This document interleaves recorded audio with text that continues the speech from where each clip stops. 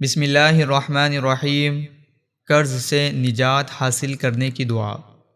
رسول اللہ صلی اللہ علیہ وسلم نماز میں دعا کرتے تو یہ کہتے: اللہم انی اعوذ بک من المأثم والمغرم۔ ترجمہ: اے اللہ، میں گناہ اور قرض سے تیری پناہ مانگتا ہوں۔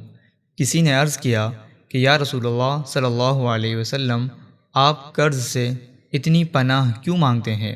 آپ صلی اللہ علیہ وسلم نے جواب دیا کہ جب آدمی مقروض ہوتا ہے تو جھوٹ بولتا ہے اور وعدہ کر کے اس کی خلاف ورزی کرتا ہے۔ کوشش کریں کہ جب بھی نماز پڑھیں تو یہ دعا لازمی پڑھیں۔ یہ روایت صحیح بخاری کے اندر موجود ہے۔ اللہ تعالیٰ سے دعا ہے کہ اللہ تعالیٰ ہم سب کو عمل کرنے کی توفیق عطا فرمائے۔ آمین۔